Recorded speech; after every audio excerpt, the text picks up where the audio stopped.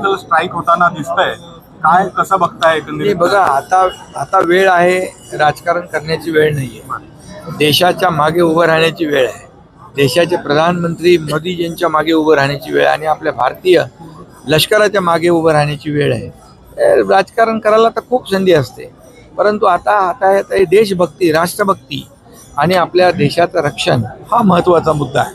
आणि म्हणून आपल्या भारतीय लष्कराच्या मागे खंबीरपणे उभं राहण्याची ही वेळ आहे. त्यामुळे माझं सगळ्यांना आव्हान आहे की कुणी याच्यामध्ये राजकारण करू नये. आणि नागरिकांना देखील माझं आव्हान आहे, मी दुपारी देखील केलेलं आहे, विनंती केलेली आहे की खोट्या अफवा पसरवत आहेत त्याच्यावर विश्वास ठेवू नये. जे अधिकृतपणे राज्य सरकारकडून ज्या सूचना येतील त्याचं पालन करावं. केंद्र सरकारच्या ज्या गाईडलाईन आहेत त्याचं पालन करण्यासाठी आणि राज्याची सुरक्षा व्यवस्था त्याचा आढावा आज मुख्यमंत्री महोदयांनी घेतलेला आहे.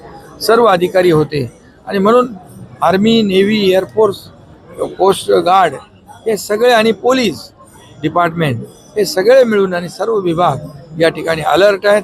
कुठल्याही परिस्थितीमध्ये आपल्या राज्यावर कुठलंही संकट येऊ नये आणि देशावर देखील आपलं संकट येऊ नये ते परतवण्याची हिंमत आपल्या लष्करामध्ये आहे, ती दाखवत आहेत. राष्ट्रवादीच्या पॉलिटिकल स्ट्राईकचा शिवसेनेवर काही परिणाम होणार आहे का, हा प्रश्न आहे? कारण की नाही, आता कुठला स्ट्राईक, आता एकच स्ट्राईक आहे, पाकिस्तानवरचा सर्जिकल स्ट्राईक, एअर स्ट्राईक.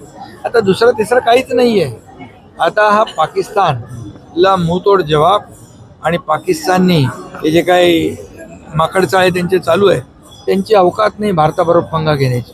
आणि म्हणून जर त्यांनी त्यांची नाटकं थांबवली नाहीत तर मला वाटतं आपल्या देशाचे सैनिक, लष्कराचे जवान पाकिस्तानचं नामोनिशान या ठिकाणी मिटवल्याशिवाय राहणार नाहीत.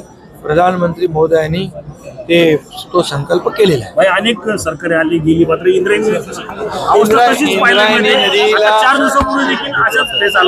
इंद्रायणी नदीचं प्रदूषण मुक्त करणे, पाणी शुद्ध करणे याला सरकारने प्राधान्य दिलेलं आहे. बिलकुल महापालिका निवडणुका 100% होणार म्हणजे होणार. सुप्रीम कोर्टाने निर्णय दिल्यानंतर मात्र महायुती कायम राहणार काय? महायुती कायम राहणार, महायुती जिंकणार. महायुतीचं सरकार राज्यात आहे आणि म्हणून लोकांनी जे महायुतीने काम केलंय त्याची पोचपावती या स्थानिक स्वराज्य संस्था निवडणुकात देखील मिळणार.